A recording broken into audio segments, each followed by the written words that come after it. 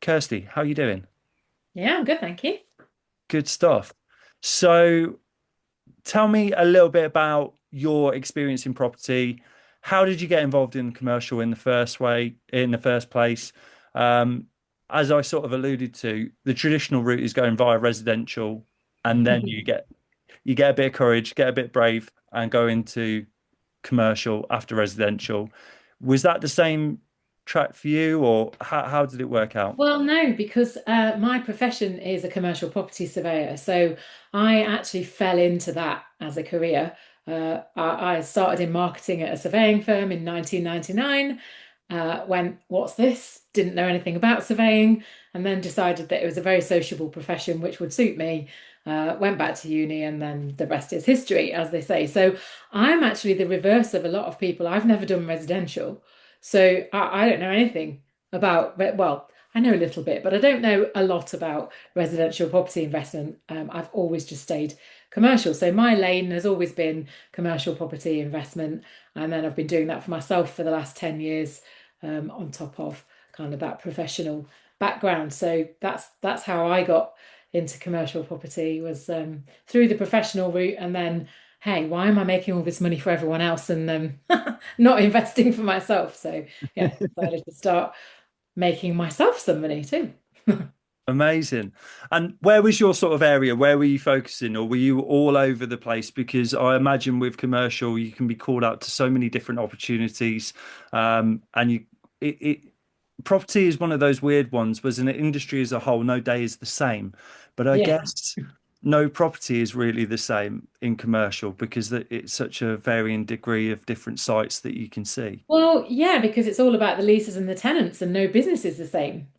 And that's why they're not the same. Why properties next door to each other are nowhere near each other's value. And it's all very, very different. So my patch originally was the Midlands, which is huge, literally the whole of Wales, across to the East Coast, down to Oxfordshire, up to South Yorkshire. It's it's a big patch. So in commercial, we work huge regions. We don't work small, we don't work towns, we work regions. And then I went into shopping centre asset management. So I was working in the big shopping centres like your Westfields, your Bullring in Birmingham, if you that which is where I'm based now, Oracle, Reading, those kind of shopping centres. And then I went to Boots and headed up their property team for 5 years. So that's 2,500 stores across the UK and Ireland. Spent some time working in Ireland as well. It's very different over there. I can imagine. It's a very, very different market. It does not work like the UK. So that was an interesting experience. And yeah, so everywhere. And now we work across the UK for clients from the South Coast all the way up to Scotland, and back. Amazing. And when we had the, sorry, I will bring it back to residential just purely because that's where my experience lies as an estate agent. Typically, when we would have a residential valuation done, the surveyor would come in, pick up the keys, and they'd be back with in roughly an hour to an hour and a half with the keys. And depending on the valuation, they would either throw them across the desk at you and then run out so that you didn't have a chance to find out what had happened, or they would kindly put the keys on the desk and say, "Thank you very much. See you later. Everything was fine." I imagine with a commercial property valuation, they you'd be lucky to be done in an hour. Um, and I imagine there's a lot more that goes into it. Well, it's just completely different because it is not about the bricks and the mortar. So that's the key thing to understand Right. about commercial property investment is the value is nothing to do with the building, nothing to do with the bricks and the mortar. It's everything to do with the tenant and the lease. And so what you're really checking out is the tenant and the lease and how are they occupying the building, how are they using the building, how are they trading, and you're looking at what's happening with businesses elsewhere in that location. And that's what you're looking at. You're not really looking very, very hard at the building. And obviously it's got to be in good repair. It can't be falling down to get the best value, but it's not a bricks and mortar valuation. Amazing. And in terms of some of the experiences that you had and some of the different types of businesses that you were going out to view, what were some of the experiences like? Tell us about sort of the varying degrees of businesses that you were looking at, the commercial properties, and most importantly, if you've got any horror stories, we love to hear them. I've always got horror stories. That's why I don't eat McDonald's, Chris. I won't tell you that story in case in case some of you love it, but yeah, I won't be eating McDonald's anytime soon. I've seen everything. So yeah, I mean, I used to go out and inspect and manage and value retail parks, huge warehouses. So I used to get a bit of vertigo trying to inspect them because they'd have mezzanine level after mezzanine level after mezzanine level, and you get to the top and it's all see-through, and I'd be like, oh, I need to get down from here. So you'd be trying not to lose your cool.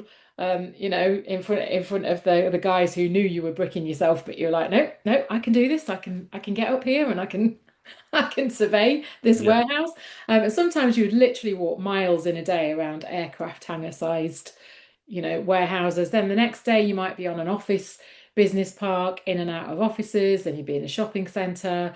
Then you'd be in the middle of a town looking at retail parades. So really, really different. I did have a couple of horror stories. One was Cardiff Bay Retail Park. It's never left my mind. So we'd just taken over management of it from an agent who hadn't done a very good job. The service charge was a complete mess. So I had all the tenants together, all the business tenants, for a meeting, and I thought I was going to get lynched. I literally, it was the most aggressive meeting I think I've ever been in my life. I was like, whoa, I am just doing my job. Don't shoot the messenger. And at one point, I had to leave the room and tell them that if they didn't calm themselves down, I was ending the meeting because it was crazy. But they had a right to be frustrated. But you can't be treating people like that. So yeah, that was not pleasant walking into that meeting. And then yeah, a lot of access issues. Banks are really difficult because of their security levels, and so if your team haven't set it up right and you've driven a really long way to get in, and you just haven't got the right ID, or they haven't got you on the list, it's a bit like your name's not down, you're not coming in. So that happened a lot. And then actually, I had to do a portfolio, an NHS portfolio. What they didn't tell us was that some of the buildings were vacant and some of them were like really creepy. They used to be like mental institutions and whatever.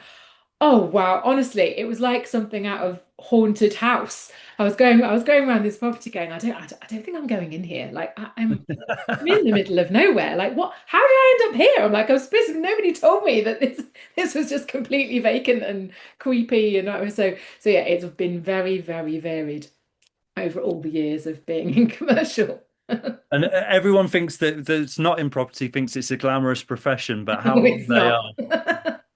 are. So in terms of you did that for a considerable amount of time, and then what was the deciding factor that made you want to start doing it for yourself?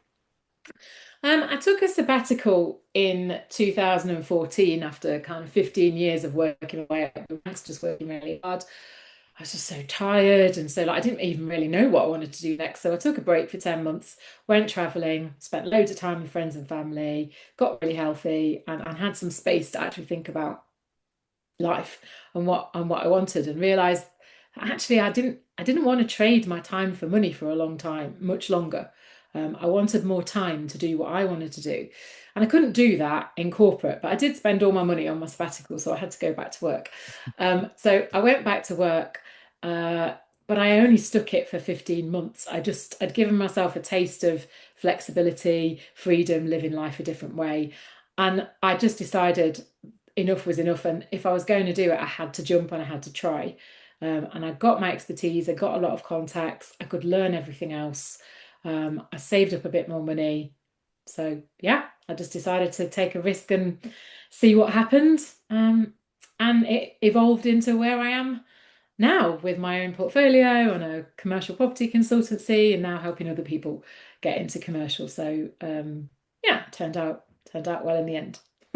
It's a terrifying jump to make that jump, but you've got to go feet first. Yeah. And I'd love to know what that first deal was like. Oh, it When was you horrendous. It was so scary. Like even with 17 years experience as a commercial property surveyor and knowing that I do know what I know and I yeah, know I'm right, I still was second guessing myself and I had to get someone else to check my numbers and just making that decision to invest my own money into a commercial property investment. And that was it was a mindset hurdle.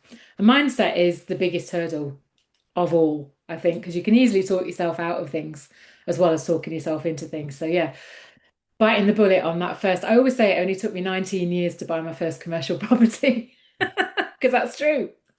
Well, do you think because you've come from that professional background and all that vast experience, you've seen how much it can go wrong, that's what made it so much more anxious because you've seen all these examples of, of how it does go wrong. So it makes you a little bit more anxious than say someone that's going into it cold that may be a little bit more naive to some of the trappings of property. Yeah. Yeah, I think so. But also, as a professional, you're naturally risk averse because your job is to protect your clients from risk. And so you have this risk averse mindset. And but at the same time, I've always been a bit of an oxymoron because I've always been a bit maverick, as in I don't like tick boxes and processes, and I go the fastest way and I kind of do things my own way. But I can still be quite risk averse with my professional head on. So yeah, it is sometimes you can know too much and it can put you off as much as not knowing enough. 100%.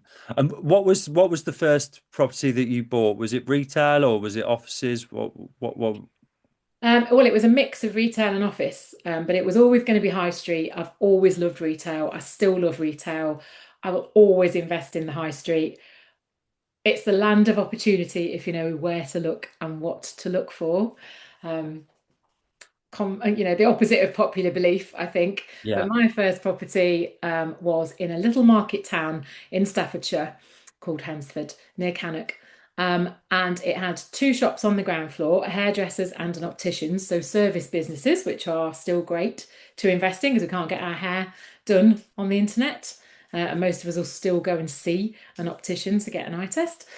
So they've been there for like 40 years and 25 years, respectively, these businesses. They were going nowhere, but they only had 6 months left on their leases. So that was the risk, short leases. There was a vacant first floor office and a workshop at the rear with a six-space car park.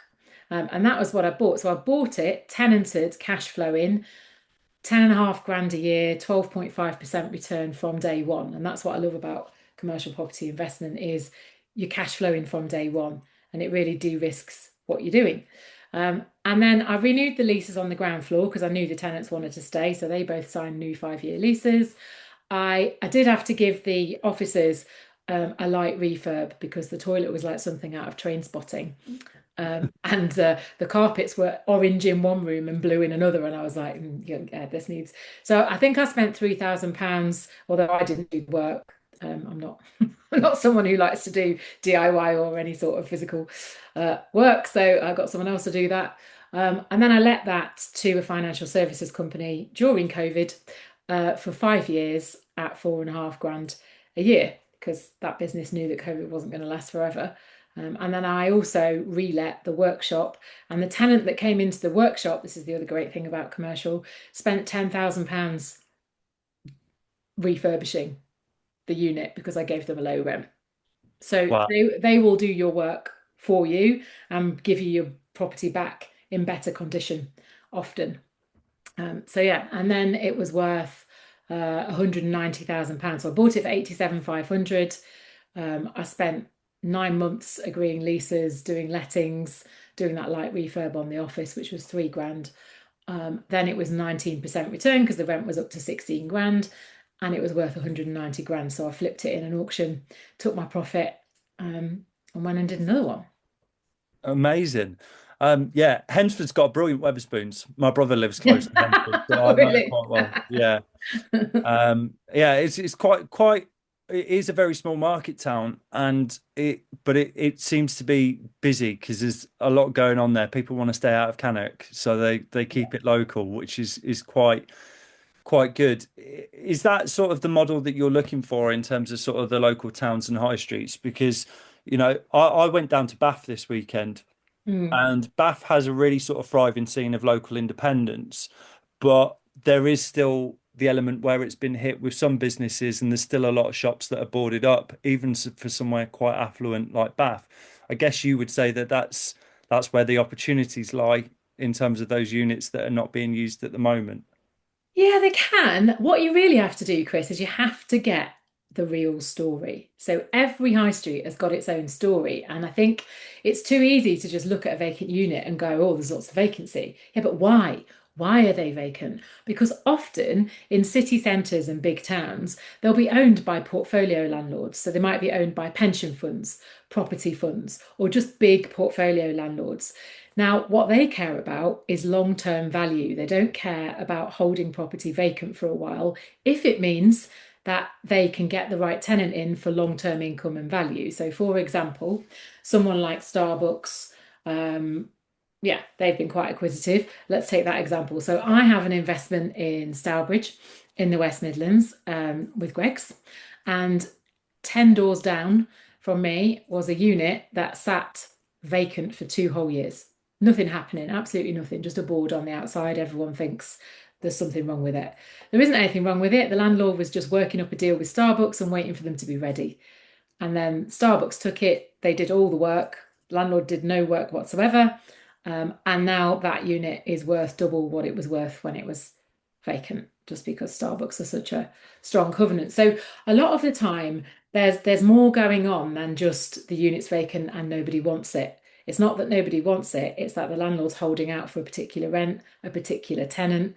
They have a big portfolio and it's not a big concern, so they'll leave it for a while, sometimes being a couple of years, which I know seems crazy to us, if we're smaller investors with a smaller portfolio, but that's what's going on a lot of the time in the town. So you really have to get in touch with the local commercial agents and find out the real story of each high street because each high street story is different. Yeah, absolutely. So what I picked up on there is that the potentially the transaction or the time until you've actually got a tenant in situ could take quite a bit longer, but the returns and the yields are so much higher than what they would be potentially with, say, residential. Is that Yeah. the case, or is it just dependent on client or for example, if you know you've got someone like Starbucks coming in, they're going to be solid for like 5 to 10 years and they're going to do a lot of work on it. So it's worth waiting as opposed to, say, maybe a smaller independent that's going to come in and they'll take it off your hands straight away. But they're in a much more precarious business model that could potentially go bust within a couple of years. Maybe. I mean, it really depends what your focus is. So, if your focus is capital growth, long-term capital growth, then you'll want the strongest type of tenant you can have. So, the PLC businesses, the big brands. If income is your main driver, though, it doesn't matter. So, if income is your main driver, like me, then I actually prefer the smaller mom and pop businesses. So I don't like a startup particularly. I'll try and go for an established limited company where I can do some due diligence. You can see their profits, you can see they're growing.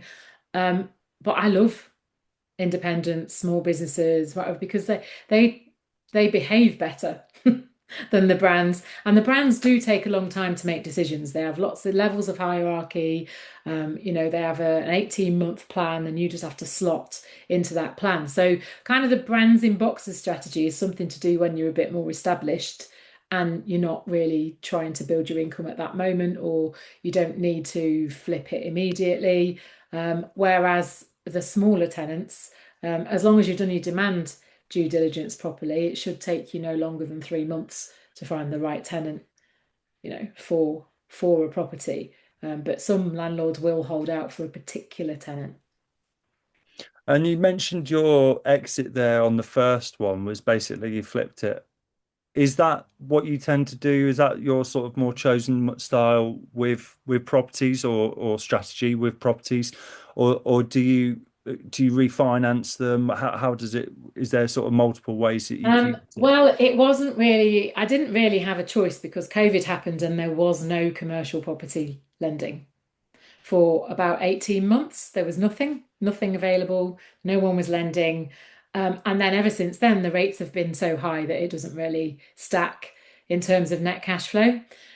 So I've stuck with the flipping strategy because it's what has worked in the market that I've been in during the last 5, 6 years. So you can refinance, but at the moment rates are 7.5% at best. So you've got to be going for really high yielding investments for that to stack up in terms of net cash flow. So yeah, I've just stuck with flipping or title splitting because that's worked for me. Um, Refinance does work. You just got to make sure you've got a high enough yield on the way in. So you've got to buy really well, which is totally possible at the moment because we're in a buyer's market and we have been for 3 years. It sounds like a fantastic opportunity, and in terms of sort of the way that you framed it makes me feel a lot more positive around the high street, and actually it is a case by case basis. Yeah.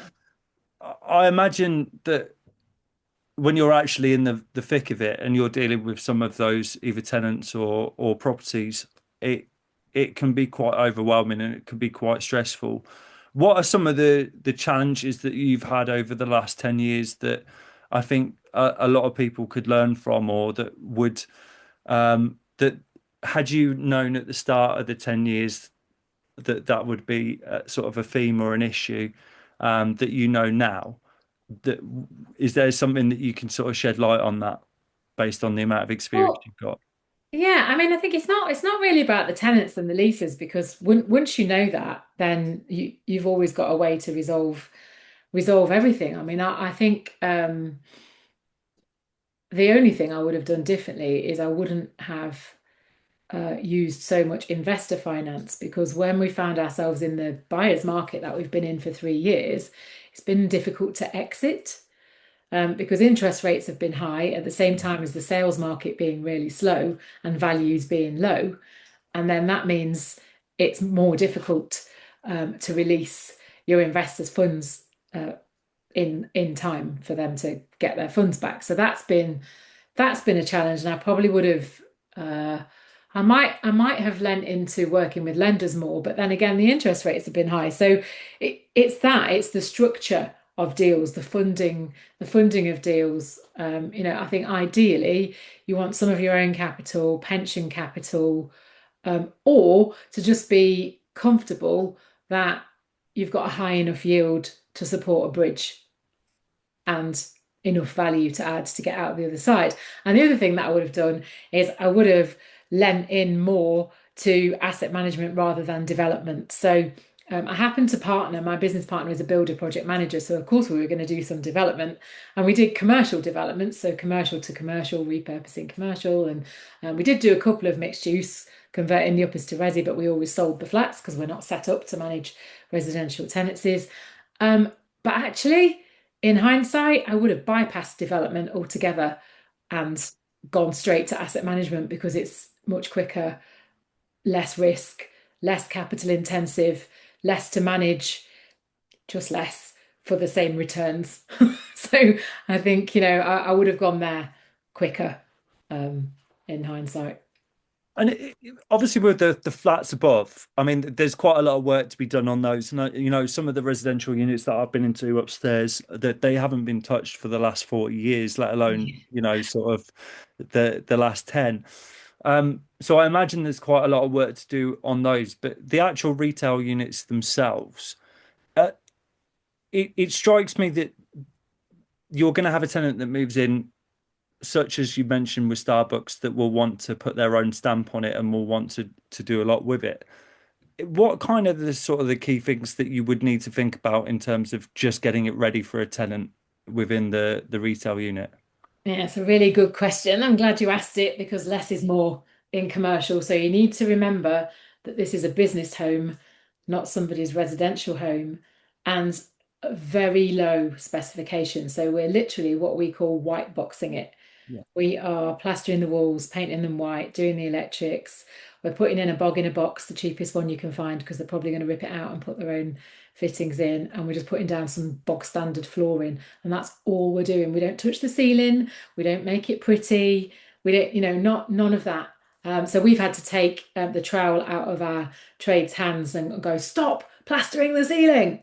Like we don't need to do this work, It's so less is more. because they will come in and they will put their own stamp on it. So we've had tenants who we've said, "Do you want us to paint this?" And they go, "No, don't bother because I'm going to clad the walls." And you're like, "Yeah, great, okay, we won't even bother painting it." So it's a much lower specification than it is in residential.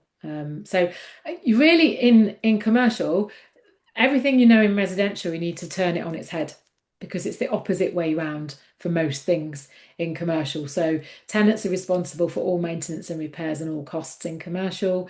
Tenants do most of the fit out. All the value is in the tenant and the lease, not the bricks and the mortar. Everything is opposite. So how does it work with the lease at the end? Because the high streets that when I've gone around high streets and you've obviously had a tenant leave, they don't do much around sort of putting it back to probably the way that they found it.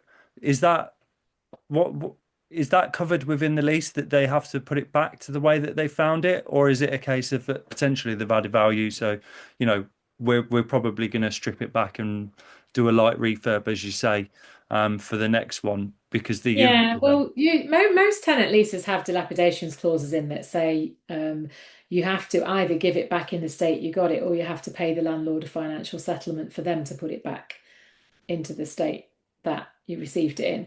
And to be honest, at the end of it, it's just their decision. They don't want to be doing so. They agree a financial settlement with the landlord, and then the landlord will try and do as little work as possible because the next tenant that comes is probably going to do the fit out work anyway.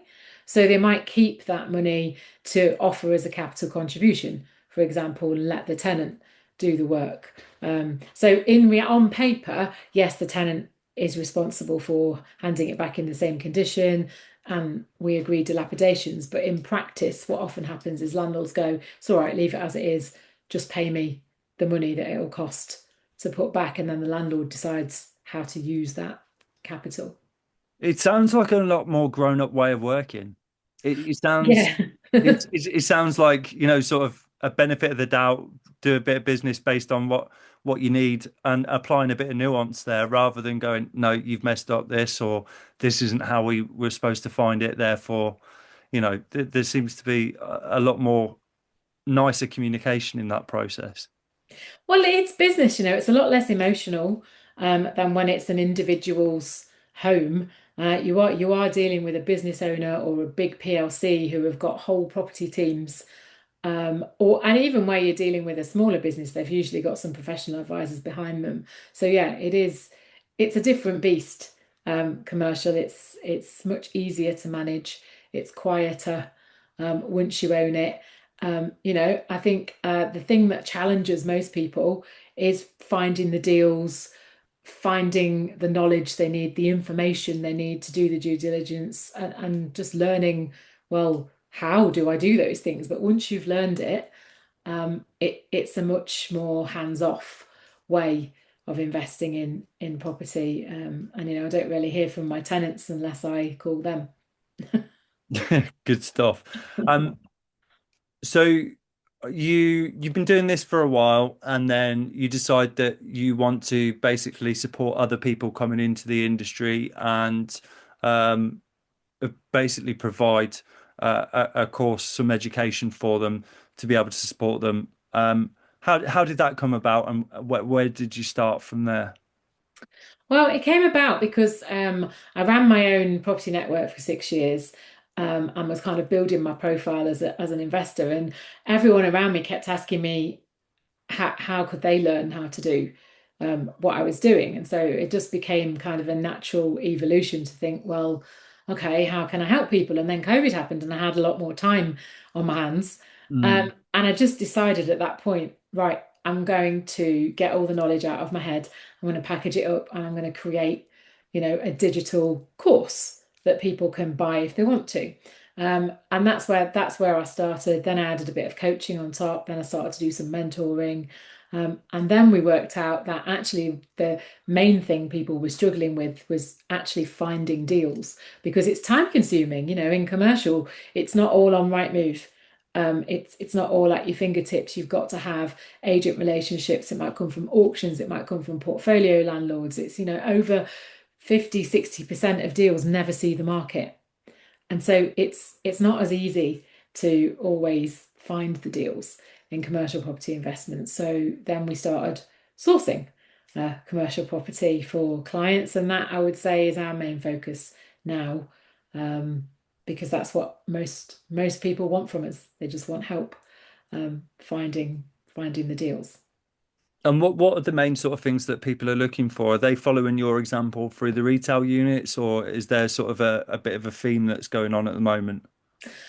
I mean, we look for the numbers ultimately. People aren't too focused on what sector they want usually when they come to us, but the office investment market's really strong at the moment for the right kind of office. So we've done 10 office investment deals in the last 9 months, and those were the first ones we'd done for 5 years because that market had been really volatile since COVID and it was still evolving, and now it's settled back down again. Rents are going up, supply is low, demand is high for the right kind of office. Lots of businesses have gone back to the office in the last 18 months and are taking new leases. So that's another sweet spot that most people go, offices, really? And that's another little secret that I'm giving everybody there is the right kind of office investment. So like the quality green office, we call it. So think modern business park, modern office, you know, grade A, B, EPC, all the facilities, car parking, those kind of offices. They're working really well. Industrial as well. Some of our clients want industrial, but it is lower yielding. So there's a bit more competition with industrial because you've got a big owner-occupier market that you're competing with. And owner-occupiers will pay more money for the right space in the right location, which keeps values high and yields a bit lower.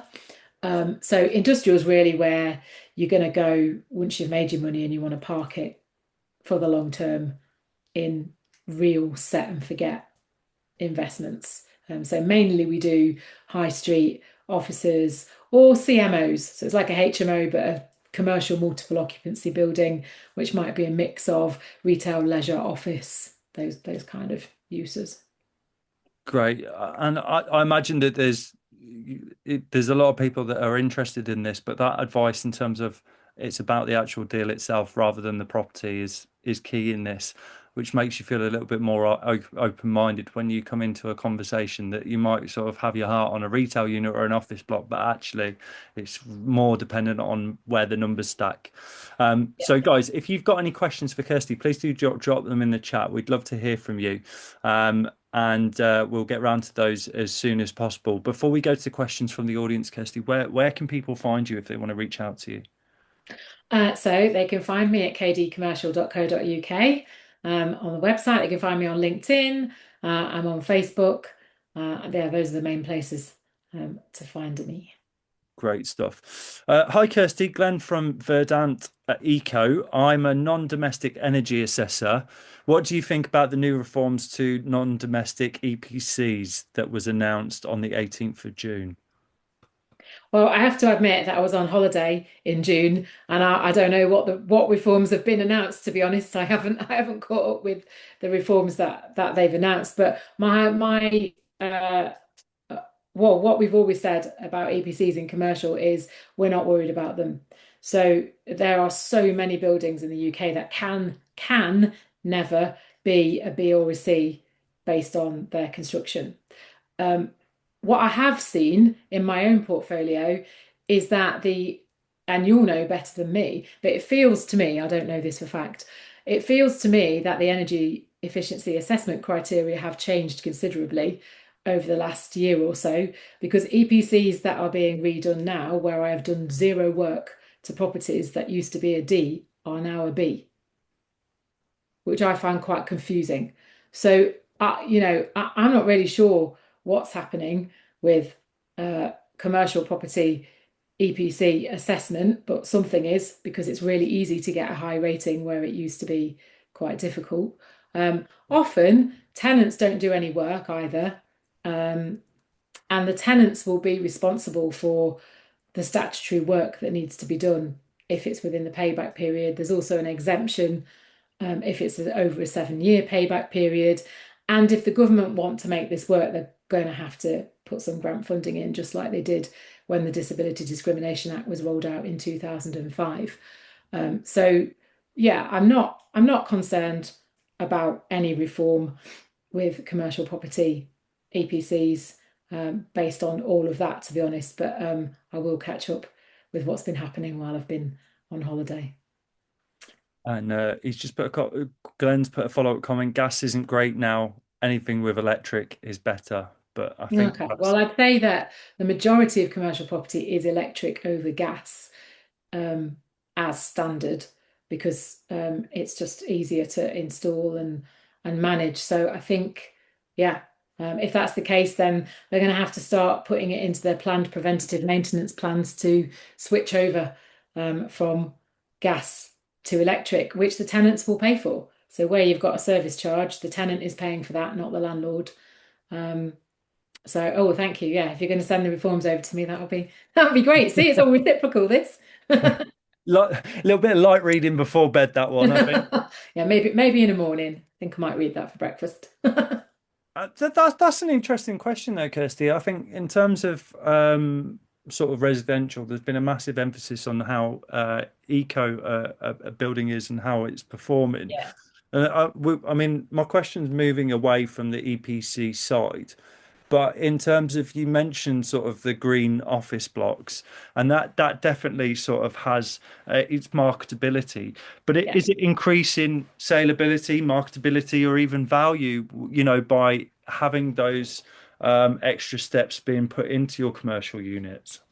Well, yeah, I mean, you definitely need to have an eye to it because tenants are becoming ever more savvy about their total occupancy costs. So the energy efficiency of a building directly impacts your tenant in terms of the cost to operate that building. So they are looking at it, and if a building is really inefficient to operate, it will impact lettability and their decision making. So you do need to be concerned about it, but not overly concerned about, well, if we need to get to a B, we'll never get there, and then my investment will be devalued. And no, that's not where we're going to end up based on all my years' experience in commercial and other statutory changes that have happened. But yeah, it does have an impact, and lenders also. So lenders want commercial property EPCs to be a C before they really want to lend. Otherwise, you'll get penalised on interest rates. So it impacts lending, it impacts letting. So it does have an impact, but it doesn't have the same impact that it has in residential. We're always slightly behind the curve in commercial because it's not somebody's home. It's not a 24/7 operation. And it depends really on the industry. So it's really important in manufacturing, for example, because they are energy intensive. So any property that is going to attract an energy intensive tenant, you really, really need to care about your energy efficiency rating because with all the inflation they've experienced, all the increased employment costs, manufacturers are struggling with that increased business rates. Everything is going up. So you are going to struggle to let if your industrial logistics units are not up to scratch. Office tenants care about it for retention, attracting the best talent because the younger generations will not work in a building that isn't energy efficient. So there's a myriad of reasons. I would say retail is probably the least um, kind of conscious tenant type of energy efficiency. Yes, they've got an eye on it, but for them, it's more about being in the right location and the right size space than anything else. And they'll take a view on energy efficiency, is what we tend to find. Yeah. Yeah, and I guess office space probably going to be a little bit more high demand on that front if they're basically living at the office. Yes. So yeah, and you mentioned earlier on, and it's something me and you both go to a networking event, Ming, on a regular basis, and it's a great event. You do get a real mixture of residential and commercial people there. But the one thing that I've noticed in the last probably six months is quite a few people popping up talking about SaaS pensions, and it Mm. really seems to be heavily motivated to get into the commercial space. I wondered if you could just sort of give us a bit of an oversight into how the SaaS pension, what is the SaaS pension, and why is commercial such a good opportunity for it? Well, a SAS pension is a small self-administered scheme. So it means that you can take your own private pensions. So you might have private pensions from several different employers that you've worked with, all in different pots. And none of them are really amounting to very much, and they're all being managed by different funds. And so the idea is that you pull. Now, I should say I'm not a pensioner or a financial advisor. This is just my own knowledge and experience before I carry on. So you pull it all into a SAS pension or a SIP pension. So I have a SIP rather than a SAS. There's a few differences between them, but both do the same thing. And then you can invest in whatever you want to invest in to try and maximize the value of your pension fund and try and maximize the returns in your pension fund. And one of the simplest ways to invest in property using pension funds is to invest in commercial property because you can invest directly in commercial property. So you can buy a commercial property into your pension, whereas you can't do that with residential. And I do see a lot of people doing some very complicated things and setting up some very complicated structures in order to loan out of SASs and buy residential and do residential development. And I do sometimes sit there and wonder why they're not just doing commercial, but I think it's because we do what we know. Yeah, I've mentioned this to you before. I feel like because people live in residential and I see it so often when you go to networking events that target maybe sort of the lesser experienced or the first time beginners, and they make it sound like property is so easy, and that once you've bought your first home, then you can basically become a portfolio landlord, and that works quite well. But there isn't that sort of uh, immediacy with commercial, and it feels quite detached in terms of it's normally done with, you imagine it's Suits going on, the TV show Suits, where there's big commercial lawyers all fighting over sort of different deals.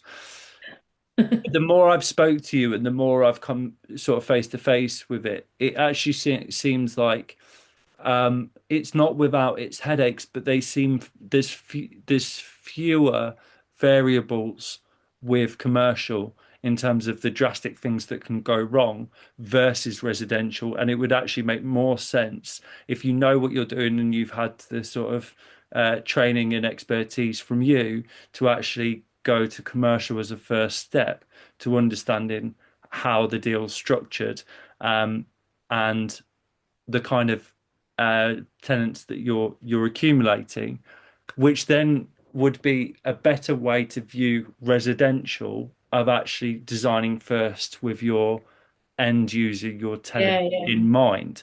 And it sounds like commercial's got that the right way round, as whereas residential goes, right, what strategy can I apply and how do the numbers stack? And then I'll think about the tenant last.